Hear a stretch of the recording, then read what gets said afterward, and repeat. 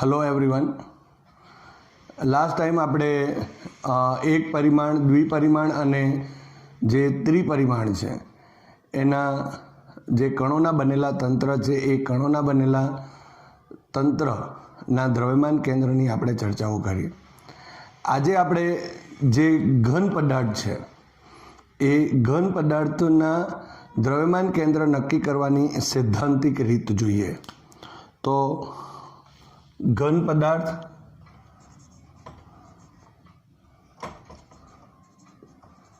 ना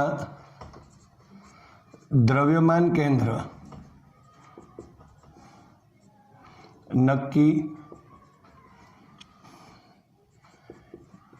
करवानी सैद्धांतिक रीत। हवे सौ प्रथम आपणे घन पदार्थनी वातो करीए तो जे घन पदार्थ छे ए सूक्ष्म कणोना बनेला होय, एटले के परमाणु अने अणुना बनेला होय। अने घन पदार्थमां आ जे सूक्ष्म कणो छे ए कणो सतत रीते वितरित थयेला होय छे, ए आपणे जाणीए छीए। तो आवा जे घन पदार्थो छे एवा घन पदार्थना द्रव्यमान केंद्रनुं जे स्थान छे ए द्रव्यमान केंद्रनो जे स्थान सदिश छे ए क्या होई सके एनी चर्चा आपणे करीए। धारो के अहीं आपणे कार्टेशियन यामाक्स पद्धति लईए। धारो के अहीं एक्स, अहीं वाय अने झेड आ उगम बिंदु। हवे धारो के आ कोई एक घन पदार्थ छे अने आ जे घन पदार्थ जे छे ए घन पदार्थ सूक्ष्म कणोनो तो बनेलो ज छे, पण साथे साथे जो आपणे वातो करीए तो अहीं आपणे कही शकाय के धारो के एने नाना नाना आपणे सूक्ष्म खंडमां वहेंची दઈએ। तो आ रीते सूक्ष्म खंडो लई लईए।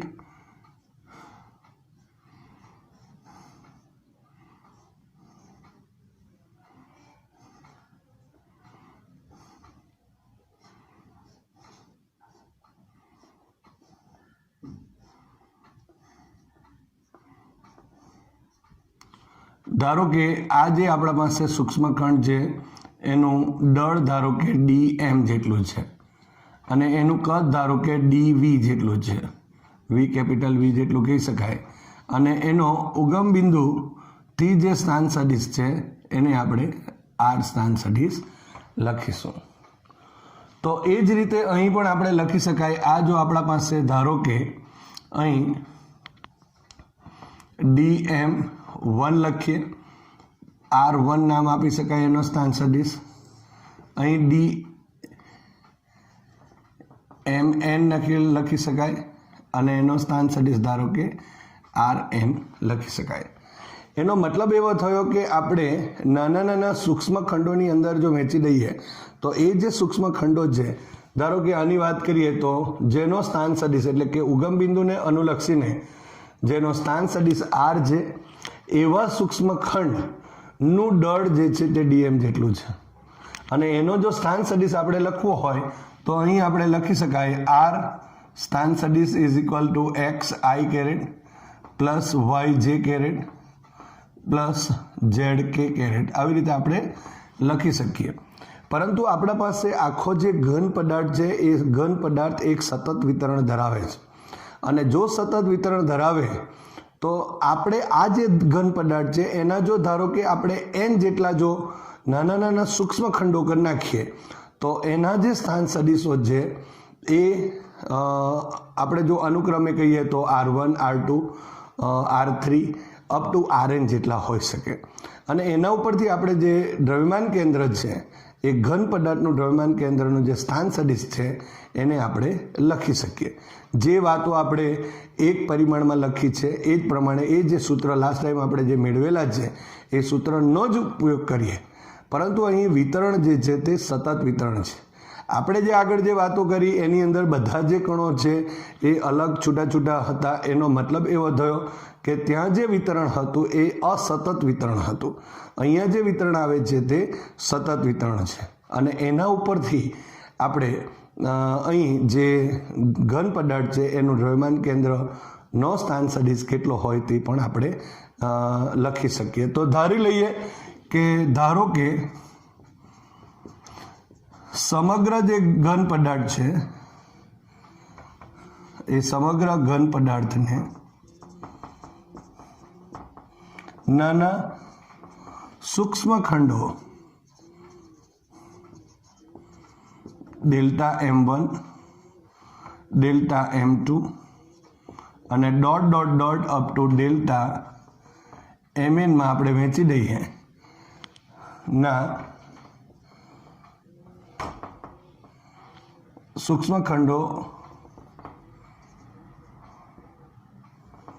લેતા તેમના સ્થાન સદિશો અનુક્રમે R1, R2 અને ડોટ ડોટ Rn જેટલું છે. માટે જો લખીએ તો શું લખાશે? માટે ઘન પદાર્થના દ્રવ્યમાન કેન્દ્ર નો સ્થાન સદિશ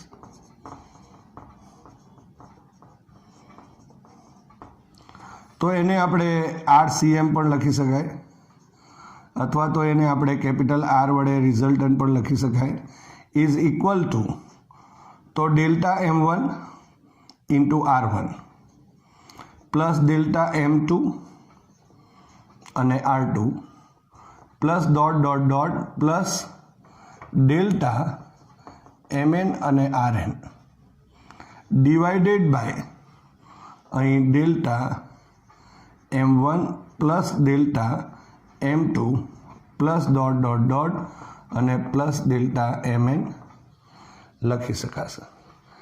એટલે કહેવાનો અર્થ એક જ છે કે અહીં જ્યારે આપણા પાસે દળ M1 હતું તો M1 R1 લખતા હતા. હવે જે દળો છે એ નાના નાના સૂક્ષ્મ જે ખંડોમાં આપણે એને વહેંચી દઈએ છીએ અને ડેલ્ટા M1 ડેલ્ટા M2 અને બધા એકી સાથે જ્યારે ભેગા મળી જશે ત્યારે આખો ઘન પદાર્થ થઈ ગયો. એનો મતલબ શું થયો કે delta M1 plus delta M2 plus up to delta Mn જે છે એ જ્યારે આપણે એનો ટોટલ કરીશું તો આ જે છેદમાંનું જે પદ છે તે કુલ દળ બતાવે છે ઘન પદાર્થનું.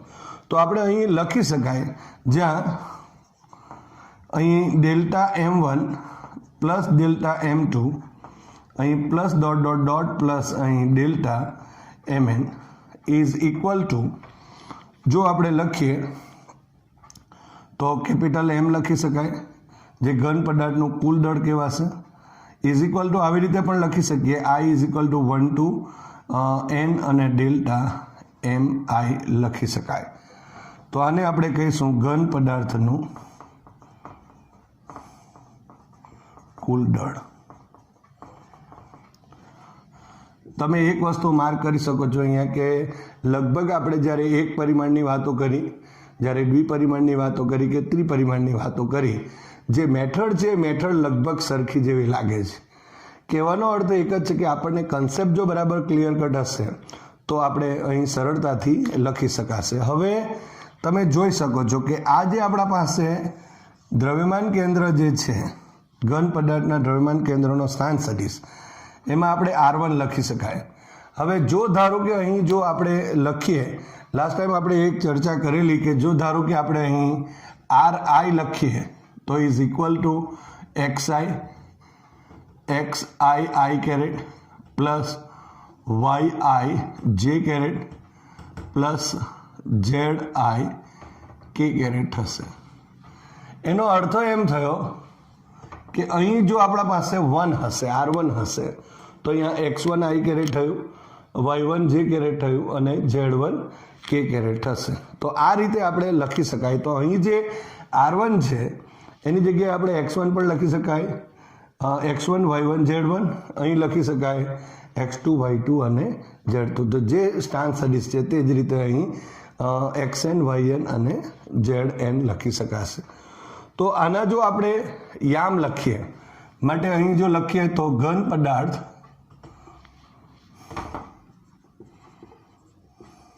ના દ્રવ્યમાન કેન્દ્ર ના યામ.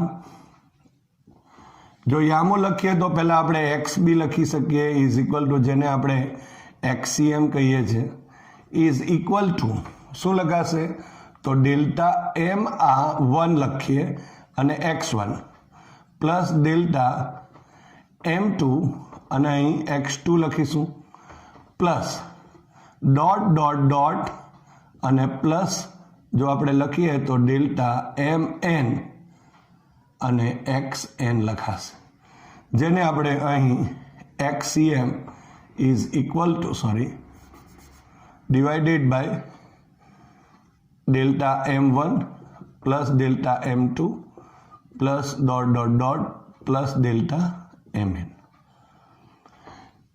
માટે અહીં xcm લખીએ તો xcm ઇઝ ઇક્વલ ટુ અહીં ડેલ્ટા, જો હવે ટૂંકમાં લખીશું તો sigma i is equal to 1 to n અને ડેલ્ટા mi xi અને ડિવાઇડેડ બાય અહીં sigma i is equal to 1 to n અને અહીં ડેલ્ટા mi થશે, જે આ કુલ દળ બતાવે છે. અહીં ડેલ્ટા MIXI થયું, જે XCM એટલે કે XYAM બતાવે છે, અહીં જે દ્રવ્યમાન કેન્દ્રોનો જે સ્થાન સદિશ છે એ, એટલે કે RCMનો આ X ઘટક અથવા તો Rનો X ઘટક અહીં બતાવે છે. હવે જો Y લખવું હોય તો આ જ રીતે આપણે Y is equal to YCM લખી શકાય. So delta M1 Y1 plus delta M2 Y2 plus dot dot dot plus delta mn yn divided by અહીં delta m1 plus delta m2 plus dot dot dot plus delta mn થશે. So એને ટૂંકમાં પણ લખી દઈએ YCM is equal to અહીં sigma i is equal to 1 to n delta mi yi divided by sigma i is equal to 1 to n અને delta mi આપણે લખી શકાય, જે અહીં કુલ દળ છે. એ જ રીતે z is equal to ZCM is equal to અહીં delta m1 z1 plus delta m2 z2 plus dot dot dot plus delta mn zn divided by sigma, આપણે પહેલાં ઉપરનો પદ છે તે પ્રમાણે લખીએ તો delta m1 plus delta m2 plus dot dot dot plus delta mn થશે. એક વસ્તુ તમને અહીંયા લખતા આવડશે ને એટલે અહીં આપણે y અને z તો એ રીતે આપણે લખી શકાય. માટે અહીં જો આપણે લખીએ તો ZCM is equal to sigma i is equal to 1 to n અને delta mi zi divided by sigma i is equal to 1 to n અને ડેલ્ટા mi થશે. તો આ રીતે આપણે અહીં જે ઘન પદાર્થ જે છે એ ઘન પદાર્થના દ્રવ્યમાન કેન્દ્રના સ્થાન સદિશની વાતો પણ કરી શકાય અને એના જે યામ છે એને પણ આ રીતે આપણે દર્શાવી શકીએ છીએ. પરંતુ આપણે જે ચર્ચા કરી એ ચર્ચાની અંદર આપણે એક વાત કરી કે અહીં જે ઘન પદાર્થ છે એમાં જે કણો જે છે એ સતત વિતરણ ધરાવતા હોય, એટલે એકબીજાની નજીક નજીક નજીક નજીક હશે, એ છૂટા છૂટા નથી, એકબીજા સાથે સતત વિતરણમાં હશે. અને જો સતત વિતરણમાં જો હોય તો આપણે એમ કહી શકાય અહીં કે આ જે આપણા પાસે જે સરવાળો જે છે એને આપણે સંકલન સ્વરૂપે પણ દર્શાવી શકીએ, કારણ કે જેટલી કણોની સંખ્યા વધશે તેટલા જે આ દળ જે છે એનું મૂલ્ય જે છે એ ડેલ્ટા એમ જે છે તે નાનું થતું જશે. અને આપણે જાણીએ છીએ કે ડેલ્ટા એમ ટેન્ડ્સ ટુ જો 0 એટલે કે ડેલ્ટા એમની કિંમત જો ઘણી જ નાની હોય, આપણે જ્યારે ત્રીજા ચેપ્ટરની વાતો કરીએ ત્યારે આપણે લખતા કે ડેલ્ટા ટી ટેન્ડ્સ ટુ 0, એનો મતલબ એમ થયો કે સમય એકદમ નાનો છે, એકદમ સૂક્ષ્મ છે, અને ત્યારે આપણા પાસે જે સરવાળો હોય એ સંકલનની અંદર પરિણમતો હોય.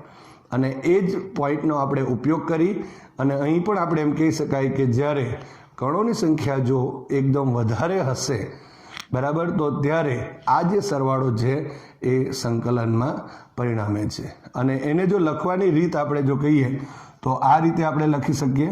પહેલાં તો આપણે કુલ દળની વાતો કરીએ તો sigma I is equal to 1 to n જે છે અને ડેલ્ટા એમઆઈ જે છે એને આપણે ઇન્ટિગ્રેશન અહીં ડીએમ તરીકે દર્શાવી શકાય. તો આ શું બતાવશે? અહીં કુલ દળ બતાવે છે. હવે જો આપણે આ પોઈન્ટને લખવું હોય તો અહીં સંકલન માટે ઉપરનો જે પોઈન્ટ છે એને આપણે જો લખીએ તો સિગ્મા, ધારો કે આઈ is equal to 1 to n છે અને ડેલ્ટા એમ આઈ અને એક્સ આઈ છે, તો એને આ રીતે આપણે લખી શકીએ એક્સ ઇન્ટુ ડીએમ. એટલે એક્સ ઇન્ટુ અહીં ડીએમ, ડેલ્ટા એમની જગ્યાએ ડીએમ લખાશે. એ જ રીતે i is equal to 1 to n અને delta mi y i is equal to integration of Y dm લખાશે. અને સિગ્મા છેલ્લો point i is equal to 1 to n delta m i into z i is equal to integration z into dm લખાશે. તો આ જે સરવાળો હતો એને આપણે સંકલન સ્વરૂપે લખી દઈએ તો અહીં તમે જોઈ શકો છો કે આ જે આપણા પાસે એક્સસીએમનું સૂત્ર છે, તો આ સમીકરણ નંબર 1 વાયસીએમ આપણને અહીં મળેલ છે અને ત્રીજો પોઈન્ટ જે છે તે ઝેડસીએમ છે. તો આ જે 3 જે સૂત્ર છે એને આપણે ફરીથી સંકલન સ્વરૂપે પણ આ રીતે દર્શાવી શકાય કે જ્યાં delta sigma delta mi is equal to integration DM લખી શકાય. અહીં સિગ્મા ડેલ્ટા એમઆઈ એક્સઆઈ હોય તો એને ઇન્ટિગ્રેશન એક્સ ડીએમ લખી શકાય, અને સિગ્મા ડેલ્ટા એમઆઈ વાયઆઈ હોય તો ઇન્ટિગ્રેશન વાય ઇન્ટુ ડીએમ લખી શકાશે. અને અહીંયા જો આપણે કહીએ તો સિગ્મા ડેલ્ટા એમઆઈ ઝેડઆઈ જો હોય તો ઇન્ટિગ્રેશન ઝેડ ડીએમ લખી શકાય. તો આ જે બધા જે આપણે સંકલન સ્વરૂપે લખીએ છીએ એને આ સૂત્રમાં હવે લખીએ. હવે જે આપણા પાસે સરવાળા સ્વરૂપનું હતા જે ઘન પદાર્થના દ્રવ્યમાન કેન્દ્રના યામો, એને આપણે સંકલન સ્વરૂપે હવે દર્શાવીએ. તો અહીંયા લખીએ ઘન પદાર્થના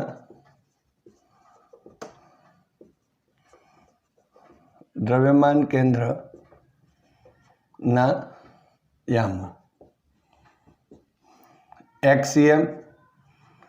એક્સસીએમ ઇઝ ઇક્વલ ટુ અહીં ઉપર ઇન્ટિગ્રેશન એક્સ ઇન્ટુ ડીએમ લખાશે અને divided by integration of dm થશે. કારણ કે આપણે જાણીએ છીએ કે sigma delta mi xi is equal to આપણે એક્સ ડીએમ લખેલ છે અને sigma delta mi is equal to આપણે ઇન્ટિગ્રેશન ડીએમ લખીએ છીએ, જ્યાં અહીં ઇન્ટિગ્રેશન જે ડીએમ જે છે એને આપણે શું કહીએ છીએ, આ જે ઘન પદાર્થ છે એનું કુલ દળ થશે. હવે જો કુલ દળ લખીએ તો એ કેપિટલ એમ અહીં લખેલ છે, તો કેપિટલ એમ પણ લખી શકાય. સો અહીં XCM is equal to 1/m capital M અને ઇન્ટિગ્રેશન એક્સ ઇન્ટુ ડીએમ લખાશે. તો અહીં આપણા પાસે આ જે સમીકરણ છે એ ઘન પદાર્થના દ્રવ્યમાન કેન્દ્રનો એક્સ યામ આવે છે. અહીં તમે કેપિટલ એક્સ પણ લખી શકાય. હવે YCM is equal to integration of Y DM અને divided by integration of DM. So અહીં વાયસીએમ ઇઝ ઇક્વલ ટુ 1 આની જગ્યાએ કેપિટલ એમ થશે એટલે 1/m integration y into dm થશે. તો અહીં y યા મળી જશે, એને કેપિટલ y વડે પણ દર્શાવી શકાય. અને ZCM is equal to integration of z into dm divided by integration dm માટે ZCM is equal to 1/m અને ઇન્ટિગ્રેશન z ઇન્ટુ dm થશે. તો આ રીતે આપણે અહીં જે ઘન પદાર્થ છે એ દ્રવ્યમાન કેન્દ્રના જે યામો છે એને યામોને આ રીતે આપણે નક્કી કરી શકાય. અને આ જે રીત છે એને આપણે સૈદ્ધાંતિક રીત કહીએ છીએ. હવે આપણે સમાન નિયમિત ઘનતાવાળા એવા પાતળા સળિયાનું જે દ્રવ્યમાન કેન્દ્ર છે એના સ્થાન વિશેની ચર્ચા કરીએ.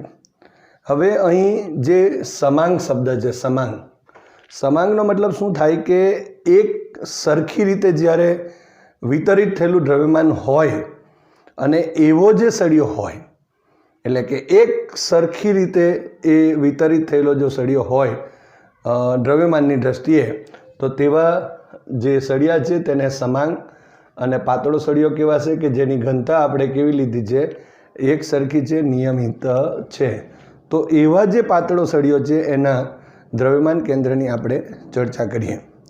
હવે પાતળો સળિયો છે એનો મતલબ આપણે જો ધારો કે ચોરસ હોય તો જાણીએ છીએ કે લંબાઈ, પહોળાઈ અને જાડાઈ હોઈ શકે એની.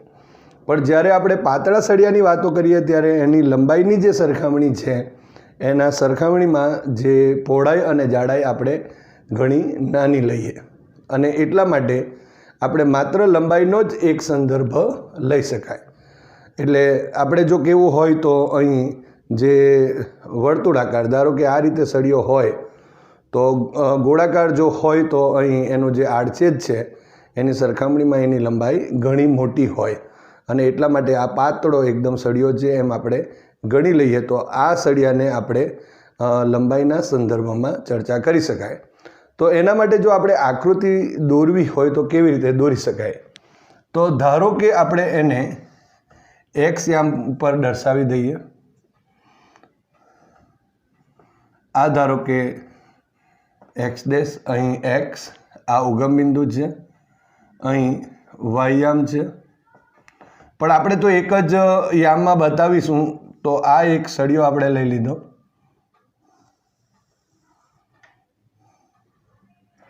અહીં ઉગમ બિંદુ પાસેના યામ આપણે જાણીએ છીએ 0, 0 છે. આ સળિયાની લંબાઈ છે તે ધારો કે L જેટલી છે, એટલે અહીંથી અહીંનું જે અંતર છે તે L જેટલું છે ધારો કે. તો હવે અહીં આપણા પાસે 0, 0 હશે, તો અહીં L,0 હશે. ધારો કે આપણે અહીં એક નાનો સૂક્ષ્મ ખંડ વિચારી લઈએ આ રીતે કે જે dx જેટલી જાડાઈનો છે લંબાઈમાં, અને અહીં જો આપણે કહીએ તો એનું દળ છે તે dm જેટલું છે. તો એક નાનો સૂક્ષ્મ ખંડ કે જેનું અંતર અહીં ઉગમ બિંદુથી ધારો કે x જેટલું છે, તો આપણે કહી શકાય કે આ જે આપણા પાસે L લંબાઈનો જે સળિયો આપેલ છે, તો એ L લંબાઈના પાતળા સળિયાના દ્રવ્યમાન કેન્દ્રનું સ્થાન કયું?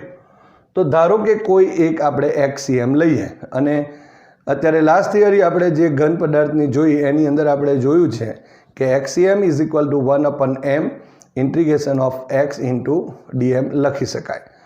તો આપણે હવે અહીં જે સૂક્ષ્મ ખંડ લઈએ, જ્યારે પણ સતત વિતરણ હોય ત્યારે જનરલી આપણે શું કરીએ છીએ કે એક નાનો સરખો ભાગ લઈએ, એના વિશેની વાતો કરીએ અને ત્યાર પછી એનું આપણે સંકલન કરી દઈશું. હવે સંકલન ક્યાંથી ક્યાં કરાશે? તો અહીં 0 છે અને અહીં L છે, એટલે 0 થી Lનું જો આપણે સંકલન કરી દઈશું તો આપણને આખા જે સળિયા છે એ સળિયાના દ્રવ્યમાન કેન્દ્રનું સ્થાન જે છે તે આપણને મળી જશે. તો સૌપ્રથમ આપણે લખીએ કે પાતળા સળિયાના દ્રવ્યમાન કેન્દ્રનું સ્થાન, આપણે એને એક્સ પણ લખી શકાય, આપણે જાણીએ છીએ XCM પણ લખી શકીએ એને, ઇઝ ઇક્વલ ટુ 1/m અને integration of x into dm જેટલું થશે. તો આ આપણા પાસે જે મળે છે એ પાતળા સળિયાના દ્રવ્યમાન કેન્દ્રનું સ્થાન. પણ આપણને અહીં આ જે કેપિટલ M છે એ આ સળિયાનું કુલ દળ છે અને જેની લંબાઈ આપણે કીધી તે L લંબાઈના સળિયાનું કુલ દળ કેપિટલ M છે. પણ આપણને અહીં જે dm છે એ dm આપણને ખબર નથી. તો સૌપ્રથમ આપણે એકમ લંબાઈ દીઠ આપણે વાતો કરી નાખીએ. L લંબાઈ દીઠ દળ આપેલું છે તો આવી રીતે લખી શકીએ કે L લંબાઈ દીઠ સળિયાનું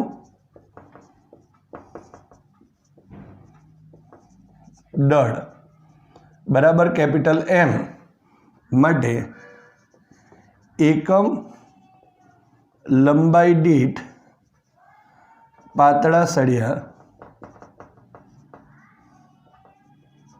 દળ બરાબર એને લેમ્બડા વડે દર્શાવાય છે. તમે લેમ્બડા વડે પણ એને દર્શાવી શકો. Lambda is equal to capital M divided by L જેટલું થશે. તો આ રીતે એકમ લંબાઈ દીઠ મળી જાય છે. હવે આપણને dx લંબાઈ દીઠ જોઈએ છે તો અહીં આપણે લખીએ એકમ લંબાઈ દીઠ આટલું છે તો dx લંબાઈ દીઠ પાતળા સળિયાનું દળ જેને આપણે અહીં dm કહીશું ઇઝ ઇક્વલ ટુ અહીં m/l અને ઇન્ટુ dx જેટલું થશે. તો આ આપણને અહીં જે dm છે તે મળી જશે. આ રીતે તમે લખી શકો. લેમ્બડા જે અહીં એકમ લંબાઈ દીઠ પાતળા સળિયાનું દળ દર્શાવે છે જે કેપિટલ M/L જેટલું છે અને dx લંબાઈ દીઠ એટલે આટલી લંબાઈ દીઠ જે દળ છે dm એ કેપિટલ M/L ઇન્ટુ dx જેટલું થશે. હવે આ જે સમીકરણ 1 છે એમાં આ કિંમતો મૂકી દઈએ તો સમીકરણ નંબર 1 પરથી શું થશે? XCM is equal to 1/m integration of x into dm. હવે આ જે કિંમત છે એ મૂકી દઈએ તો અહીં શું થશે? માટે XCM is equal to 1/m integration x into capital M/L into dx થશે. તો અહીં જે આપણા પાસે જે કિંમતો મળી એમાં m અને m તો કેન્સલ થઈ ગયું માટે ઇઝ ઇક્વલ ટુ 1/L થયું અને ઇન્ટિગ્રેશન હવે જે ચલ છે તે dxના સંદર્ભમાં છે માટે અહીં લખાશે x ઇન્ટુ dx લખાશે. હવે xનો સંદર્ભ થયો એટલે અહીં 0 છે અને અહીં L થયો કારણ કે અહીં આપણે કહી શકીએ કે આ x ઇઝ ઇક્વલ ટુ 0 છે ને અહીં x is equal two L છે એમ લખી શકાશે. માટે હવે જો નિયત સંકલન લઈએ તો અહીં 0 થી કેટલાનું લેવું પડશે? કેપિટલ L નું. સો ઇઝ ઇક્વલ ટુ 1/L. હવે xનું જો સંકલન કરીએ તો આપણે જાણીએ છીએ x² ડિવાઇડેડ બાય 2 જેટલું થશે. ક્યાંથી ક્યાં? તો 0 થી L સુધી. સો 1/L અહીં આપણે અપર લિમિટ પહેલાં મૂકી દઈએ માટે L²/2 થયું માઇનસ અહીં 0 મુકાશે માટે બાકી રહેશે હવે 1/L અને કૌંસમાં L² ડિવાઇડેડ બાય 2. એક L આપણે અહીં કેન્સલ આઉટ થયું માટે L/2 થયું. સો XCM અથવા તો આપણે એને x પણ લખી શકીએ જે L/2 મળે છે. એનો મતલબ શું થયો? આ જે XCM છે એ આ જે સમાન નિયમિત ઘનતાવાળા જે પાતળા જે સળિયા છે એ સળિયાનું દ્રવ્યમાન કેન્દ્રનું સ્થાન મળે જે L/2 છે. હવે L/2 નો મતલબ શું થશે કે L લંબાઈનો સળિયો છે અને L/2 છે એટલે મિડલ પોઈન્ટ હશે. એનો મતલબ કે સળિયાનું જે ભૌમિતિક કેન્દ્ર છે, જે ગુરુત્વ કેન્દ્ર છે, એ ભૌમિતિક કેન્દ્ર ઉપર જ આનું દ્રવ્યમાન કેન્દ્ર આવેલું છે એમ કહી શકાય. એટલે આપણે કહેવું હોય તો એમ કહી શકાય કે એનું દ્રવ્યમાન કેન્દ્ર આ બેની વચ્ચોવચ્ચ આ જગ્યા પર હશે, એવી આપણે વાત કરી શકાય. તો આ રીતે આપણે એમ કહી શકીએ કે પાતળા સળિયાનું દ્રવ્યમાન કેન્દ્ર જે છે એ પાતળા સળિયાના જે અક્ષ જે છે એ અક્ષ ઉપરના મધ્યબિંદુ અથવા તો આપણે એમ કહી શકાય કે એના ભૌમિતિક કેન્દ્ર ઉપર જ એનું દ્રવ્યમાન કેન્દ્ર હશે, એવી વાત કરી શકાય.